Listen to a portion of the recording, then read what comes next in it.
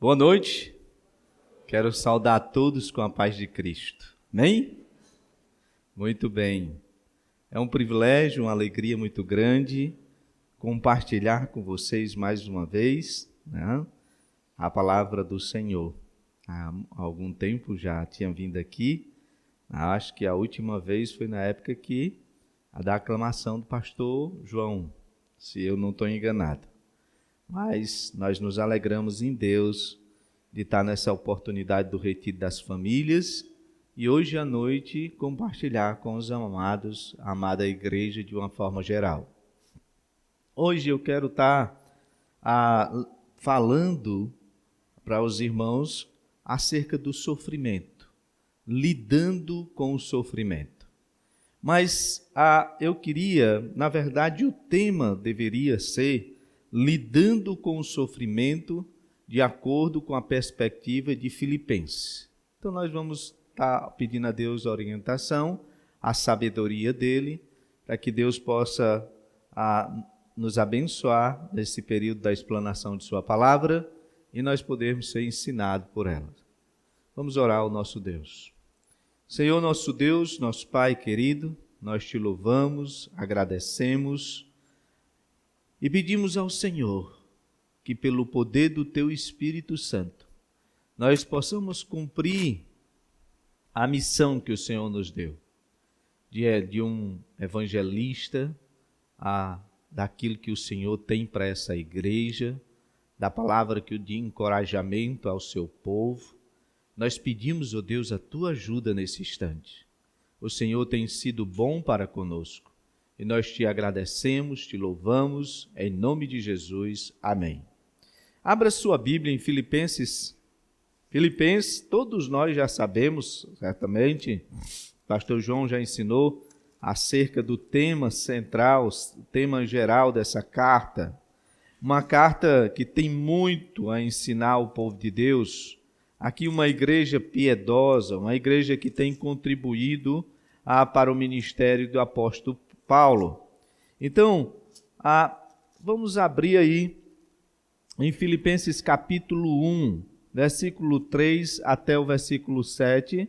É o versículo que nós queremos abordar de início e depois vamos ver a visão geral acerca dessas questões. Certo? Acho que alguém vai estar passando daí, né? Não sei. Ana Lídia está lá. Muito bem, obrigado, Ana Lídia. Então diz assim a palavra de Deus, capítulo 1, versículo 3 ao 7. Diz, bendito o Deus e Pai de nosso Senhor Jesus. Desculpa, eu já estou aqui em Efésios, mas mais na frente. Deus é bendito mesmo. Mas versículo 3 diz, dou graças ao meu Deus por tudo que recordo de vós, fazendo sempre com alegria súplicas por todos vós, em todas as minhas orações, pela a vossa cooperação no Evangelho, desde o primeiro dia até agora. Estou plenamente certo de que aquele que começou boa obra em vós há de completá-la até o dia de Cristo Jesus. Aliás, é justo que eu assim pense de todos vós, porque vos trago no coração, seja nas minhas algemas, seja na minha defesa e confirmação do Evangelho, pois todos sois participantes da graça comigo. Vamos mais uma vez pedir ao Senhor que nos oriente. Senhor, obrigado por tua palavra. Nós te louvamos, agradecemos por tudo, em nome do Senhor. Amém. Então, o sofrimento é algo nos nossos dias que nós devemos aprender a lidar com ele. Porque nós temos o sofrimento, às vezes, nos afastamos de Deus, às vezes, por causa de alguns sofrimentos, de algumas situações difíceis na nossa vida. Passa por alguma luta, alguma dificuldade, e a primeira coisa que vem à nossa mente, que vem ao nosso coração, é nos afastarmos do Senhor por isso. Mas a palavra de Deus nos ensina diferente. Nós vamos passar por aflições nesse mundo. Esse mundo não é o céu que Deus preparou para o seu povo. não é o último lugar. Esse mundo nós vamos passar por aflições, Jesus diz, mas tem bom ânimo, ele venceu o mundo. Jesus ensina acerca disso, animando o seu povo, falando para o seu povo. Além disso, nós vamos ver o exemplo dos salmistas. Vários salmistas passando por lutas, dificuldade, e não é à toa que o próprio Novo Testamento vai dizer que ao transbordar do Espírito Santo na nossa vida, devemos ler salmos, devemos entoar salmos, cânticos espirituais. Por quê? Porque a teologia dos salmos é exatamente essa, mostrando como o povo de Deus passa pelo sofrimento, passa pelas lutas, passa pela dificuldade. Quer ver? Abram Salmos, super interessante, Salmos 42. É um dos salmos que me ajudou muito quando eu estava sofrendo com algumas questões de depressão. Passei por algumas depressões na minha vida. Devido às muitas lutas, não cuidei bem da saúde, e então passou por uma tristeza grande, e nesse vale terrível, eu fui buscar ao Senhor, e Deus me ensinou muito àqueles que passavam por essa dor, por causa dessa dificuldade, às vezes. Então nós vivemos nesse momento tempo de aflições, tempo de muito desespero, às vezes de calamidade, diante da morte, circunstâncias difíceis. Mas Deus tem esperança, conforto para o seu povo. Olha aqui, os filhos aqui de Corá, eles estão passando por um problema sério de depressão. E eles buscam o Senhor, eles aconselham a sua própria alma, os seus próprios sentimentos. Olha, ele diz, como a corça suspira pelas correntes das águas, assim suspira por ti, ó Deus, suspira a minha alma. A minha alma tem sede de Deus, do Deus vivo. Quando irei e me virei perante a face de Deus?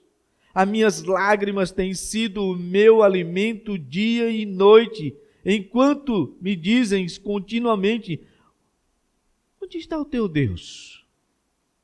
Diante do sofrimento, geralmente as pessoas dizem isso. Você passa por uma dor, passa por uma dificuldade, e algumas pessoas chegam e dizem, você não tem Deus, não? Mas elas não entendem o que você está passando. E o salmista vai descrever a sua dor, o que está passando na sua mente, no seu coração. Ele diz, as minhas lágrimas, versículo 3, as minhas lágrimas têm sido o meu alimento dia e noite, enquanto me dizem continuamente, o teu Deus, onde estás? Essa é uma pergunta que se faz às pessoas que estão sofrendo, onde é que está o teu Deus? Mas ele diz, ele tem algum problema, alguma dificuldade, onde a sua mente lhe deixa presa ao passado. Algumas coisas, ele não consegue lidar com esse sentimento, ele não consegue controlar os seus sentimentos.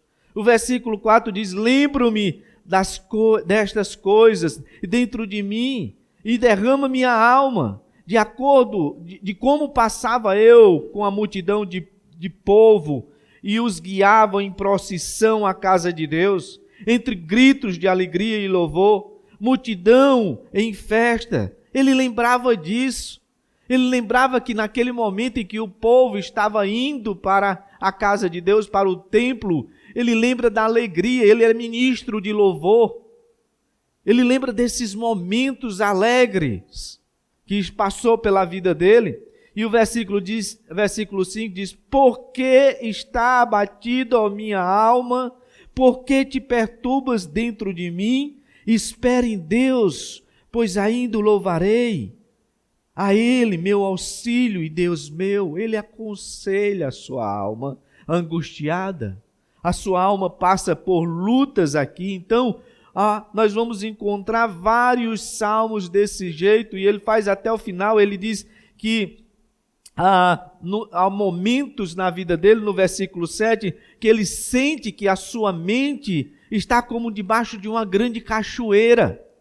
ele quer ter o controle das suas emoções, ele quer ter o controle da situação, mas ele não consegue.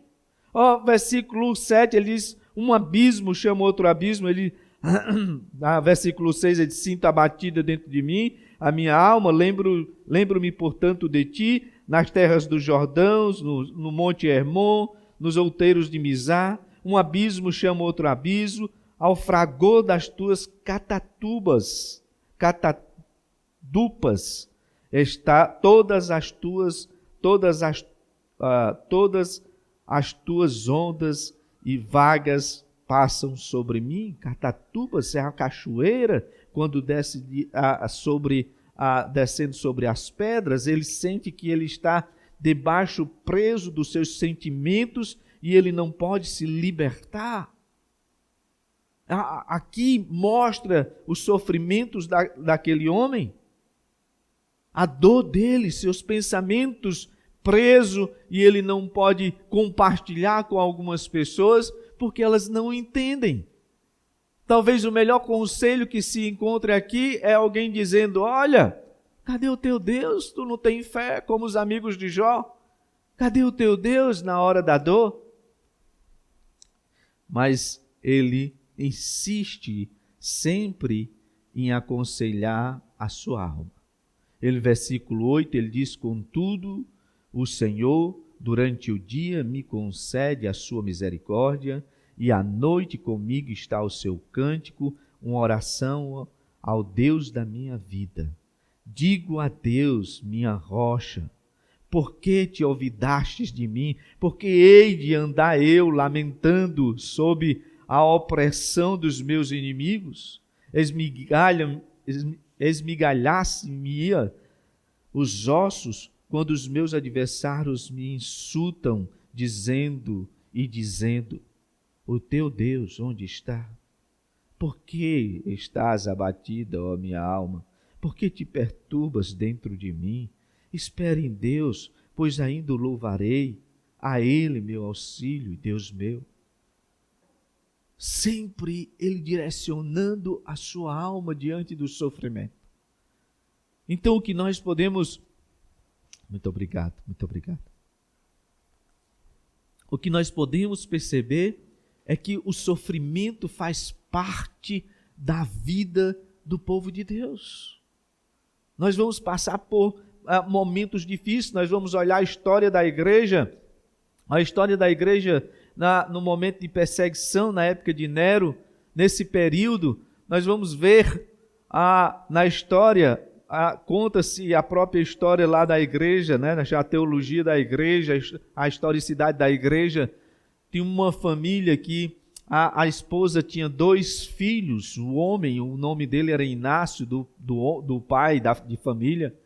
E então, diante da perseguição de morte, da provação da fé daquelas pessoas, eles iam ser lançados, eles foram sentenciados a ser lançados para a jaula dos leões, para os leões devorar eles vivos. E o grande medo daquela mulher é que na hora da morte ela pudesse ver os seus filhos sendo espedaçados pelos leões e ela negar a Jesus. Então ela orava, eles oravam juntos para que a primeira a ser devorada fosse a mãe, a mulher que tinha medo. E então, quando soltaram os leões, o leão foi na garganta dela, quebrou o pescoço dela, e os 3 que estavam juntos disseram amém. Glória a Deus. Eles falaram diante da dor e do sofrimento. Amém, glória a Deus. Deus é o Senhor da nossa vida. E Paulo, aqui em Filipenses, parece ter aprendido a grande lição que a palavra de Deus ensina de como nós devemos reagir diante do sofrimento. Por isso, o nosso tema hoje é lidando com o sofrimento da vida. Como eu devo reagir diante das circunstâncias de sofrimento? Nós sabemos que Paulo está preso aqui em Roma e a sentença de morte lhe aguarda. Ele foi liberado a princípio, ficou numa prisão domiciliar, mas logo depois as coisas mudaram em relação a ele. Ele vê a oportunidade de sofrimento. Em primeiro lugar, o que nós aprendemos em Filipenses acerca do sofrimento aqui, Paulo ensinando o seu povo e também a igreja que estava envergonhada ou estava acanhada por causa do sofrimento dele. Ele estende essa carta e mostra essa carta, escreve essa carta não só para aquela igreja, mas também para a igreja dos romanos, dos crentes romanos, para que eles pudessem saber. É conhecida como a carta da prisão. Não só essa carta, mas algumas outras cartas, como Colossenses, Efésios, todas elas têm um teor parecido, uma teologia parecida. E Paulo, nessa teologia das cartas dele, é interessante que uma das coisas que ele sempre faz é que ele mostra a teologia, o ensino acerca de Deus, mas nas partes finais ele coloca a ortopraxia. Ele quer que as pessoas pratiquem a teologia, que a teologia não fique apenas no seu conhecimento. A teologia tem que ser prática. Nós temos que viver no nosso dia a dia. E essa igreja aqui, sendo participante do ministério de Paulo, ela tinha alguns medos. Então, em primeiro lugar, nós podemos ver do versículo 3 até o 7, como um período, o sofrimento deve ser visto pelo cristão como um período de reflexão. Um período é um tempo que nós devemos examinar a nossa teologia. O que nós temos aprendido acerca de Deus. O que Deus tem colocado em nossos corações. Por isso ele diz no versículo 3, dou graças ao meu Deus por tudo que me recordo de vós. Ele tinha recordações, tudo que recordo de vós, fazendo sempre com alegria súplicas por todos vós, em todas as minhas orações, pela vossa cooperação no Evangelho, desde o primeiro dia até agora. Estou plenamente certo de que aquele que começou boa obra em vós há de completá-la até o dia de Cristo Jesus. Aliás, é justo que eu assim pense de todos vós, porque vos trago no coração, seja nas minhas algemas, seja na defesa e confirmação do Evangelho, pois todos sois participantes da graça comigo. Então Paulo mostra claramente que seu pensamento não era escravo das circunstâncias que o cerca. Note aí o verbo, no versículo 1 e 7, recordo e penso, e pense. E as recordações que ele trata daquela igreja, devem ser as melhores. Os seus pensamentos não estão presos ao seu sofrimento, à circunstância em que ele vive. Veja aí os substantivos, a algema, lá no versículo 7, algema e defesa. Está mostrando aqui a condição que ele se encontra. Mas mesmo diante dessa condição em que ele se encontra de estar preso, e os seus pensamentos não estão presos, as suas emoções não estão presas, ele não está paralisado, a circunstância não paralisou Paulo, não deixou ele inativo. Então Paulo aqui sabe quem tem o controle de todas as coisas, ele sabe quem age nele e por ele. Assim sua mente é reforçada em lembrar que Deus fez, faz e fará em sua igreja a sua vontade. Olha o versículo 6, estou plenamente certo. Ele tem certeza. Estou plenamente certo de que aquele que começou boa obra em vós há de completá-la até o dia de Cristo. Nós vamos passar por sofrimento? Vamos. Nós vimos o salmista passando por sofrimento? Sim. Você vai ler os Salmos e você vai perceber vários homens de Deus passando por sofrimento. Jesus disse, o próprio Jesus disse, nesse mundo passais por aflição.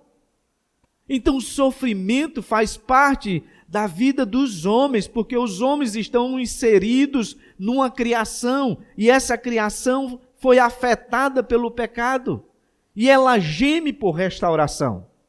Ela deseja ser restaurada. Então os pensamentos de Paulo aqui não é um pensamento de coitadinho, de medroso, de covarde. O pensamento de Paulo aqui é que ele vê o sofrimento dele, as algemas dele, a situação que ele está passando como um tempo onde ele deve pensar no controle de Deus, na soberania de Deus. Se Deus permitiu tudo isso na vida dos seus irmãos, na vida do seu povo, é porque Ele tem um propósito nisso. Deus tem um propósito em todas essas coisas. Nós devemos ver o sofrimento como um período onde aquilo que nós já temos aprendido acerca de Deus, se de fato é aquilo que eu preciso colocar em prática. A nossa fé, e nós devemos saber que Deus tem um controle do governo. Deus está acima do mais alto e sublime monte. O Senhor tem um controle da vida e da morte. Tudo está nas mãos de Deus. Nada foge do seu controle. Até mesmo a nossa dor, até mesmo aquilo que nós passamos no mais íntimo do nosso ser, Deus sabe, Deus tem o controle. Então Paulo está dizendo, o sofrimento é tempo de reflexão, é tempo de examinar o que eu creio, é tempo de examinar a minha teologia, aquilo que eu tenho aprendido acerca de Deus e colocar ela em prática, colocar ela em andamento. É isso que o Senhor tem para nos dizer. A segunda lição que Filipenses vai nos dar acerca do sofrimento, da dor nesse mundo que os cristãos passam, está no versículo 12 até o versículo 14. Olha o versículo 12 que vai dizer: quero ainda, irmão, certificai-vos de que as coisas que me aconteceram têm antes contribuído para o progresso do Evangelho, de maneira que as minhas cadeias em Cristo se tornaram conhecidas de toda a guarda pretoriana e de todos os demais. E a maioria dos irmãos, estimulados no Senhor por minhas algemas, ousam falar com mais desassombro a palavra de Deus. Segunda lição que Paulo nos dá mediante o sofrimento. Ele vê o sofrimento como uma oportunidade de servir a Deus. Muitas pessoas, diante do sofrimento, elas fogem de Deus. Elas fogem da obrigação, elas fogem do serviço. Elas blasfemam contra Deus. Porque nós vivemos no mundo pós-moderno, onde nós queremos conforto. Nós queremos um mundo ideal para nós podermos viver, que nós mentalizamos, é mentiroso. Então Paulo vê aqui as suas cadeias, as lutas que ele está passando, o sofrimento em que ele está passando como uma grande oportunidade. Ele diz: as cadeias de Paulo aqui proporcionaram situações que ele não teria jamais para pregar o Evangelho, caso o nosso Deus não permitisse o seu sofrimento, sofrimentos de suas cadeias, a sua prisão. Ao nos entregar a sua divina direção e cuidado, portas inimagináveis de serviço nos serão abertas. Veja o próprio texto. Os irmãos estão desanimados porque ele está preso. Os irmãos pensam que o Evangelho está algemado, que tudo acabou no ministério de Paulo. uma igreja que contribuía assim, mas ele diz no versículo: quero ainda, irmãos, certificar-vos de que as coisas que me aconteceram, ou seja, a prisão dele, tem antes contribuído para o progresso do Evangelho.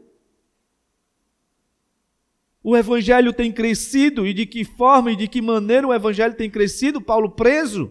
E então ele vai mostrar duas situações, de maneira que as minhas cadeias em Cristo se tornaram conhecidas de toda a guarda pretoriana e de todos os demais. Sabe o que acontece? Quem poderia, de alguma forma, de alguma maneira, evangelizar a guarda de César? Nunca Paulo ele ia ter essa oportunidade de chegar debaixo do palácio, debaixo do nariz de César e evangelizar aquela guarda, se não fosse por meio do seu sofrimento. Então Deus permitiu aquilo para que o império de César pudesse ruir debaixo do seu próprio nariz. Ele vê o seu sofrimento como uma grande oportunidade de servir a Deus. Além disso, a igreja em Roma, alguns vão dizer que ela começa no dia de Pentecostes, porque tinham alguns romanos ali. Paulo, ele não é o fundador da igreja de Roma. E sabe o que é que acontece? Alguns irmãos estavam acanhados, eles estavam acanhados diante da prisão, era algo que se falava na cidade. E por conta disso tudo, Paulo disse, esses irmãos agora eles estão falando, eles estão conversando, eles podem compartilhar a minha dor, eles podem compartilhar acerca do Evangelho, eles podem dizer o que é que está certo. Olha o que ele vai dizer no versículo 14, de maneira 13, de maneira que as minhas algemas, cadeias em Cristo, se tornaram conhecidas de toda a guarda pretoriana e de todos os demais, e a maioria dos irmãos, versículo 14, e a maioria dos irmãos, estimulados no Senhor por minhas algemas, ousam falar com mais desassombro a palavra de Deus. Os irmãos romanos, os irmãos da igreja de Roma, que estavam acanhados para falar o Evangelho, vê agora através da dor de Paulo, do sofrimento de Paulo, das suas algemas, agora eles são mais ousados para poder falar acerca daquele assunto, daquele julgamento que estava previsto, acerca da sentença que já tinham dito acerca da vida dele. Paulo vê isso como uma grande oportunidade de servir ao Senhor. Você já pensou nisso? Sabe, Spurgeon, o príncipe dos pregadores, um homem maravilhoso, com 20 anos, o homem já tinha um ministério maravilhoso. Tinha centenas de pessoas, milhares de pessoas assistindo a sua mensagem. Ele era um homem tão extraordinário, tão eloquente, que quando ele terminava de pregar no domingo, era publicado nos jornais a sua mensagem na segunda-feira. Um dos únicos homens que a rainha chama para poder pregar para a própria corte que está lá presente, Spurgeon. Um homem extraordinário na sua mensagem. E sabe o que acontece? Uma vez, ele com uma multidão grande num prédio, lá o prédio não cabendo, ele mudou o lugar de assistência daqueles irmãos, e o prédio desaba, mata vários irmãos, inclusive uma das partes do prédio cai sobre ele sai gravemente ferido, e ele adquire, através dessa situação toda, desse acidente todo, uma doença chamada febre reumática e uma dor grande, ao ponto de ele registrar em alguns dos livros dele, dizendo que era quase, quando chegava esse período do frio, ele sentia quase que as chamas da dor era tão grande que quase ele sentia à beira do próprio inferno, de tanto sofrimento. Mas sabe o que ele diz? Sabe qual é a sua conclusão? Quando ele estava no hospital, ele encontra pessoas com essa dor também. Ele encontra pessoas sofrendo também. E ele vê que Deus permite aquele sofrimento todo para que ele pudesse encontrar, para que ele pudesse perceber a dor dos outros e, através do seu servo, o evangelho do Senhor Jesus Cristo fluísse na vida daquelas pessoas. Você pode até passar por uma depressão, você pode passar por uma luta difícil, mas você saiba de uma coisa: Deus pode usar a sua dor, a sua dificuldade, para que você possa entender outros, e entendendo o sofrimento de outros, a sua experiência com Deus possa consolar quem sofre, a quem passa por lutas, a quem passa por dificuldade. Como Paulo enxerga de forma extraordinária o sofrimento. O sofrimento não é para nos distanciar de Deus. O sofrimento muitas vezes faz parte do trabalho dos discípulos da cruz.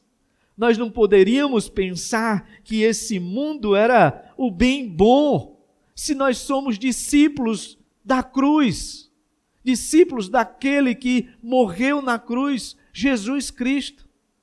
O sofrimento faz parte da nossa vida, nós somos experimentados pela dor. Por isso temos a experiência pela palavra de Deus de consolo. Nós fazemos parte nós somos sacerdotes. Aonde que os sacerdotes podem servir? Fazemos parte do ministério sacerdotal de Cristo. Como nós devemos exercer esse ministério sacerdotal? Servindo as pessoas, orando pelas pessoas, consolando as pessoas. E como nós podemos fazer isso se nós não temos experiência? Então, muitas vezes, o sofrimento não é para me acovardar, não é para mim me distanciar de Deus.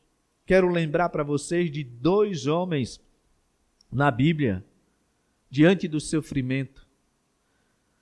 Acaz, diante do sofrimento, da perseguição e tantos acordos maus que ele fez diante da vida dele, ele se distanciou de Deus, blasfemou contra Deus. O sofrimento, ele tanto pode nos aproximar de Deus, como ele pode também distanciar as pessoas de Deus. Mas um homem chamado Manassés, um outro rei, que também foi perverso a sua vida toda, reinou Israel 52 anos. Diante do sofrimento, da dor da sua vida, ele se arrepende diante de Deus, e o sofrimento lhe aproximou do Senhor. Então Deus pode permitir, e nas vidas das pessoas, que os sofrimentos façam lhe se aproximar de Deus, que essa é a vontade do Senhor, como também no coração do insensato e do perverso, o sofrimento distancia ele de Deus. É a forma que Deus também faz com que a igreja dele seja limpa, purificada, Deus permitindo isso. Então Paulo viu o sofrimento não como algo que distanciava ele de Deus, mas como uma oportunidade de serviço, uma reflexão teológica, é onde eu preciso, Senhor, ser fortalecido, o que eu preciso me agarrar, Senhor. Essa era a visão de Paulo. Uma terceira visão que a Filipenses vai nos mostrar aqui, que essa carta vai nos mostrar, está no capítulo 4, versículos 6 e 7.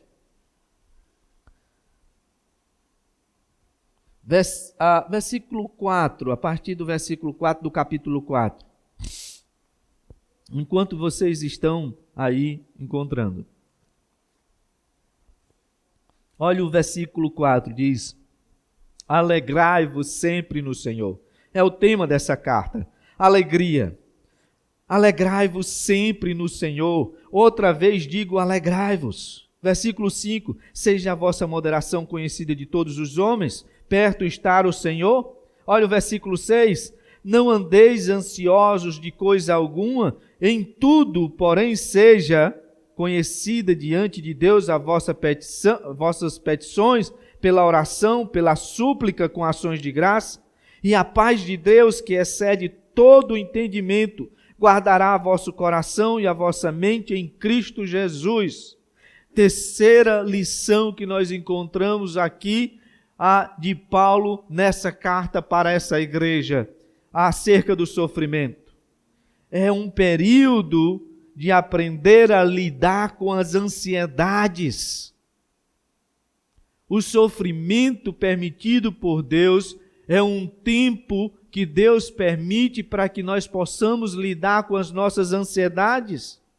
Ele diz no versículo 6, não andeis ansiosos de coisa alguma. Então, não há espaço para a preocupação quando nos aplicamos à oração e Ele mostra o caminho aqui. Quando vem o problema, a dificuldade, a luta, o que é que nós devemos fazer? Tornar a Deus conhecido, dizer, Deus me ajude. A receita de Jesus Cristo acerca disso é extraordinária no capítulo 6 de Mateus. Abra lá no Sermão do Monte, nós estudamos acerca do Sermão do Monte, né? Mas abra lá, veja o que Jesus ensina ao seu povo acerca da ansiedade. Eu nunca esqueço dessas lições que ficam para a vida toda acerca que Deus nos dá. Versículo 25 do capítulo 6, por isso vos digo, não andeis ansiosos. Vou aguardar que todos encontrem. Capítulo 6 de Mateus, versículo 25. Ele diz, por isso vos digo, não andeis ansiosos por vossa vida, quanto ao que haveis de comer ou beber, nem pelo vosso corpo, quanto ao que haveis de vestir. Não é a vida mais do que o alimento e o corpo mais do que as vestes? Observai as aves do céu. Não semeiam, não colhem, nem ajuntam em celeiro, contudo o vosso Pai Celeste os sustenta. Porventura, não valeis vós muito mais que as aves? Qual de vós, por ansioso que esteja, pode acrescentar um côvado ao curso da sua vida? Quem? Então, primeira lição que Jesus está dizendo, não fique ansioso por o alimento, não fique ansioso pelo que você deve vestir, não fique ansioso pelo que você deve beber, porque isso é a provisão de Deus. Deus é um Deus que trabalha na sua provisão. O Antigo Testamento, a própria palavra de Deus, lá em Eclesiastes vai dizer, olha, Deus prepara para os seus enquanto Ele dorme. A nossa porção de amanhã, você pode morrer de trabalhar, se Deus não lhe der, você não vai conseguir chegar até ela, você não vai poder obtê-la. Para que ansiedade? Você não pode, a 40 centímetros da sua vida, por mais ansioso que você fique, você não pode mudar o curso da sua vida. A ansiedade, ela não está não pode fazer parte da nossa vida. Deus está dizendo que nós temos que vencer isso. Essa forma que nós às vezes vamos dormir, ficamos preocupados. Eu sempre digo para minha esposa, ela diz, amanhã nós temos umas contas para pagar. Eu digo, sim, amanhã nós pensamos nessas contas, vamos viver hoje. Um dia, cada dia nós temos que viver diante da graça de Deus. Usufruir o que Deus tem para mim. Para que ansiedade? Para que viver dessa forma, dessa maneira? Deus está dizendo, veja os pássaros, olhe para os pássaros, veja, eles se vestem, eles comem todo dia, veja os lírios, veja as plantas, olha como são lindas as flores, pois eu digo para vocês, que nem Salomão, em toda a sua sabedoria, no seu poder, no auge da sua riqueza, se vestiu como elas. Eu estou no controle de todas as coisas. Deus está dizendo isso. Além disso, há uma outra lição que nós podemos ver aqui nesse texto, está a partir do versículo 30 em diante. Ele vai dizer, ora, se Deus veste assim as ervas do campo, que hoje existe e amanhã é lançada no forno, quanto mais a vós outros, homens de pequena fé. Portanto, não vos inquieteis, dizendo que comeremos, que beberemos, ou com que nos vestiremos. Versículo 32. Porque os gentios é que procuram todas estas coisas, pois o vosso Pai Celeste sabe que necessitais de todas elas. Versículo 33, a lição, segunda lição que Jesus vai dar. Buscai, pois, em primeiro lugar o seu reino e a sua justiça, e todas estas coisas vos serão acrescentadas. Jesus está dizendo, não gaste energia com coisas secundárias. Isso é uma lição prática da vida. Busque na sua vida as coisas, busque o reino de Deus em primeiro lugar e todo o restante vai ser acrescentado. As coisas secundárias da vida, elas não podem estar em primeiro lugar. Às vezes nós percebemos que os irmãos, eles trabalham exageradamente, eles vivem uma vida tão corrida, que eles não têm tempo para orar, eles não têm tempo para Deus, eles não têm tempo para a família, eles não têm tempo para nada. Isso é errar o foco, isso é focar erradamente. Deus está nos ensinando, olha, primeira coisa, vocês não devem ter preocupações, ansiedade com coisas que eu é que dou. Lembra do maná? Quantos dias você tinha que buscar no monte, o povo de Deus tinha que buscar? Só apenas na sexta-feira que eles tinham que buscar alimento para os 2 dias, porque o sábado eles tinham que guardar. Mas todo dia eles tinham que subir no monte e eles tinham que pegar o alimento para se alimentar. Porque Deus quer que todo dia eu tenha uma dependência dele quanto ao comer. Ele então não se preocupe com isso. Busque a Deus, Deus vai dar, Deus vai prover. Claro que agora, por conta disso, nós não vamos ser um preguiçoso, estar lá dentro de casa esperando o maná cair do céu. Nada disso. Mas nós precisamos confiar em Deus, que através do trabalho nós vamos buscar lá no mundo a porção que Deus preparou para mim e voltar, porque nós temos o Senhor, temos a nossa família, nós temos coisas prioritárias que Deus estabeleceu para nós, que nós devemos focar, que nós devemos valorizar. Então, em segundo lugar, nós devemos buscar o reino de Deus, colocar Deus como prioridade de nossas vidas. E em terceiro lugar, Jesus dá uma lição extraordinária aqui, no versículo 34, ele diz, portanto, não vos inquieteis, não fiquem ansiosos. Portanto, não vos inquieteis com o dia de amanhã, pois o dia de amanhã trará os seus cuidados, basta ao dia o seu próprio mal. O que é a lição que Jesus está dizendo? Não se preocupe com o futuro. O futuro pertence a mim. Eu tenho um controle do futuro. Viva todo dia na minha presença. O futuro pertence a mim. Você deve trabalhar, você deve planejar. Sim, você deve planejar, você deve estudar, você deve fazer todas essas coisas, mas saiba de uma coisa, o sim pertence ao Senhor. Se Ele quiser, se Ele não quiser, é porque Ele sabe lá no futuro que aquilo não é bom para mim.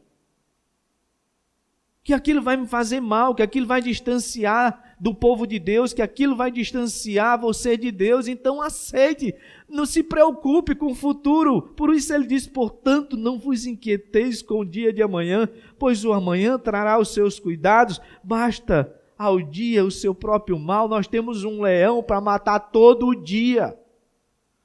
Todo dia nós temos um leão para matar e Deus vai nos ajudar. E sabe o que é que acontece quando nós nos preocupamos tanto com o futuro? Sabe o que é que acontece? Nós desprezamos, em primeiro lugar, a graça de Deus, que vai agir na nossa vida quando nós estivermos no sofrimento. Em segundo lugar, quando nós estamos tão inquietos em respeito ao futuro, nós desprezamos as promessas de Deus de consolar aqueles que sofrem. Por isso, Deus está dizendo, eu estarei no futuro. Se você estiver sofrendo lá, eu estarei junto com você. Se você estiver sofrendo lá, eu estarei consolando você.